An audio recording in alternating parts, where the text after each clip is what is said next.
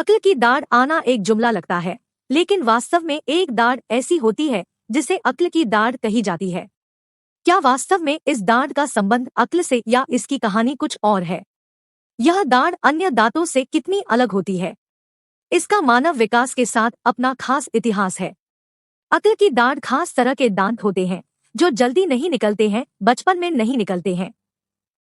कई लोग कहते हैं यह अक्ल की दाढ़ होती है, यानी इसके आने के बाद भी अक्ल आती, लेकिन इसमें कितनी सच्चाई है और वैज्ञानिक इसके विकास के समय को लेकर क्या सोचते हैं? ये दांत या दाढ़ बचपन में अन्य दांतों के साथ विकसित क्यों नहीं होते हैं? क्या मानव विकास क्रम में ऐसा शुरू से ही होता था या फिर समय के साथ इनके विकास का समय बदलता गया? ऐसे कई सवाल हैं जिनकी जानकारी आम लोगों को नहीं है। यूनिवर्सिटी ऑफ पिट्सबर्ग के विशेषज्ञों ने द कन्वर्सेशन के अपने लेख में इस तरह के सवालों के जवाब दिए हैं। क्या होती है अक्ल की दाढ़? अक्ल की दाढ़ दरअसल मोलार दांतों के समूह का तीसरा दांत होता है, जो हमारे मुंह में सबसे अंदर का दांत होता है। वैसे दो यह पहले और दूसरे दांतों की तरह दिखाई देता है, लेकिन कई बार यह थोड़ा छोटा होता है।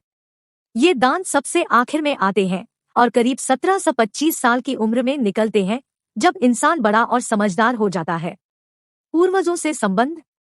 कम लोग जानते हैं कि कई लोगों में 4 मोलर दांत होते हैं।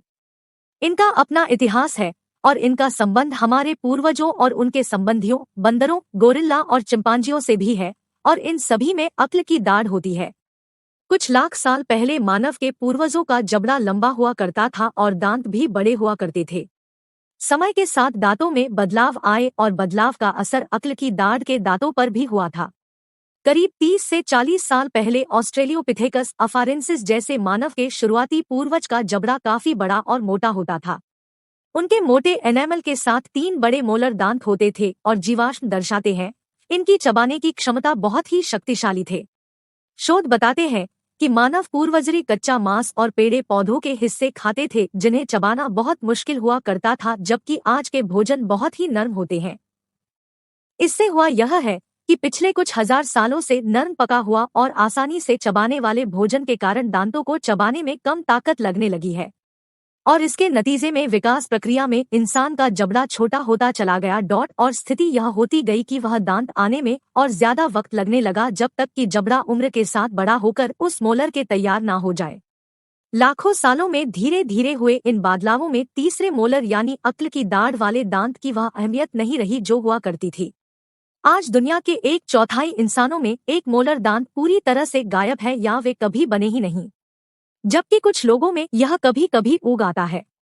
वैज्ञानिकों को लगता है कि इसकी वजह माता पिता की जीन हो सकती है।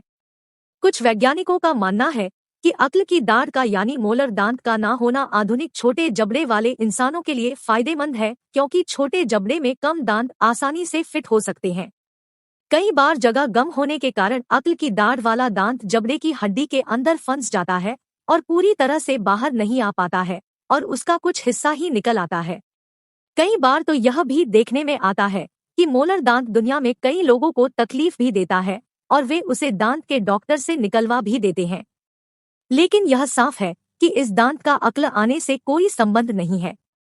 हाँ, अधिक उम्र में निकलने की वजह से ही इसे अक्ल की दाढ़ कहते हैं। दांत के देर से आने का कारण उम्र के साथ जबड़े के बड़ा होना ही है, क्योंकि बचपने के छोटे जबड़े में इतने दांतों के लिए जगह नहीं होती है।